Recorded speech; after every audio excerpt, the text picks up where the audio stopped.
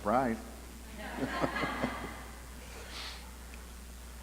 You're probably familiar with a historical figure that's known to many as a man of power and peace. And I speak, of course, about Yoda and his trainee Obi-Wan Kenobi. They fought the good fight against the dark side and the dark forces of the Emperor.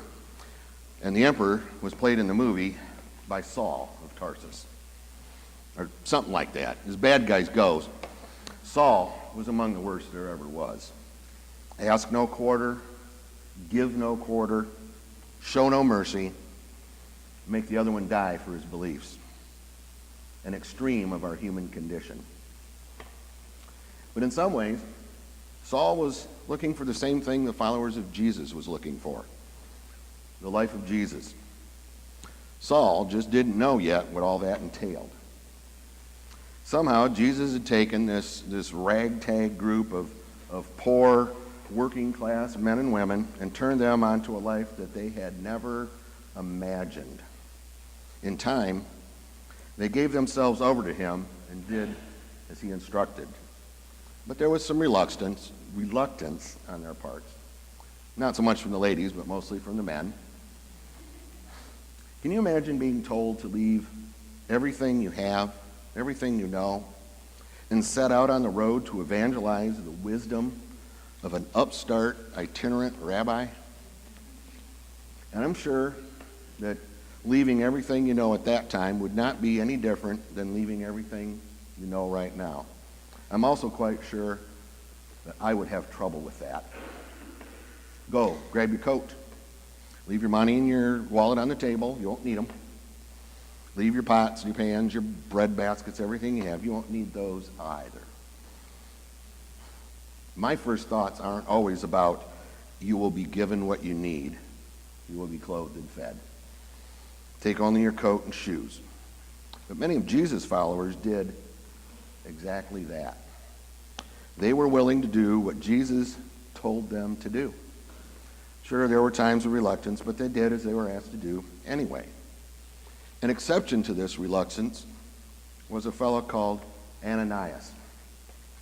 Now, he's in the next verses that we didn't hear today in the reading from Acts about Saul. But Ananias, in the following verses, has a vision telling him to go to Damascus and find Saul. So Damascus is where Saul was sent by Jesus. He's blinded and doesn't know what's going on. So Ananias did not question what he was going to do. He just went. He did it. He didn't question how he was going to accomplish this.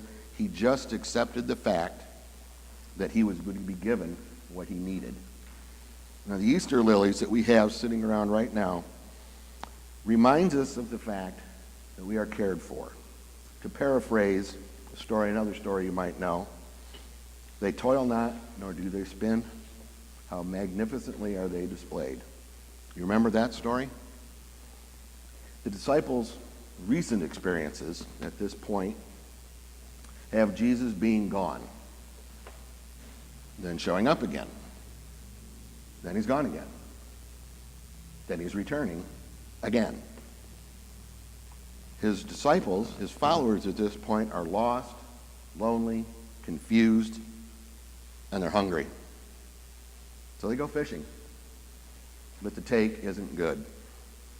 Once again, Jesus steps in and gives them the instructions for a monster of a catch.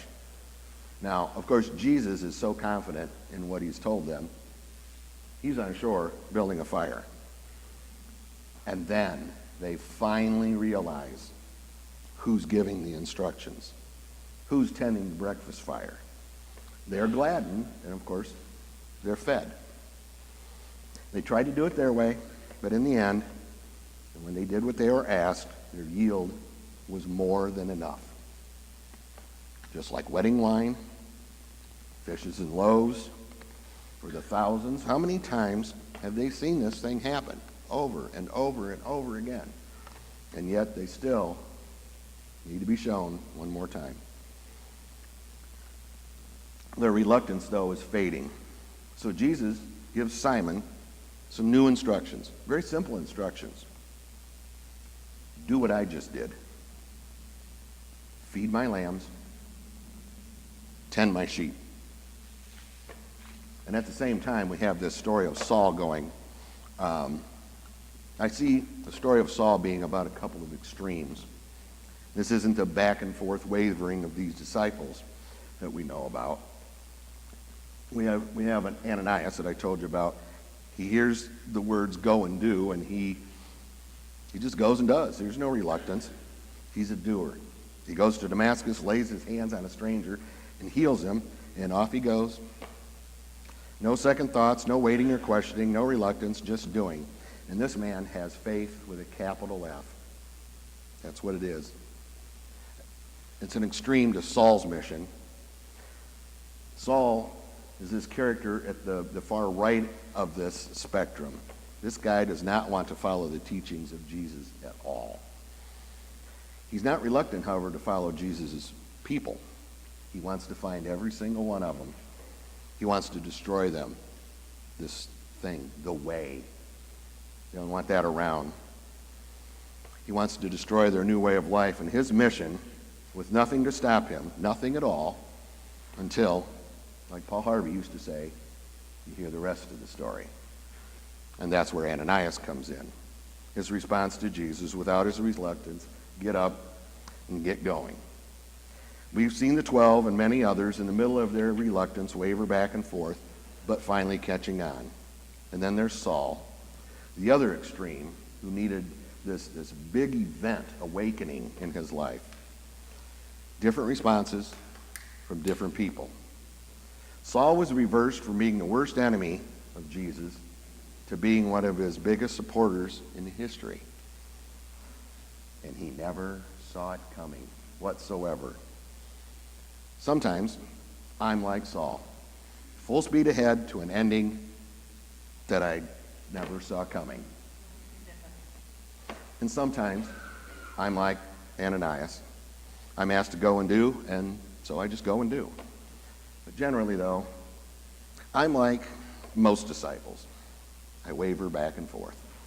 I don't always recognize Jesus. Sometimes it's hard to recognize Jesus, where he's at. The disciples saw this when they were fishing, and then they saw him again. These stories that we've heard are stories of the human condition, choices we have, our responses. But Jesus utilizes all of us and provides for all of us, no matter where we're from. In the end, may we all be like David says in his psalm. I will exalt you, O Lord, because you have lifted me up and have not let my enemies triumph over me. Therefore, my heart sings to you without ceasing. O Lord, my God, I will give you thanks forever. Amen.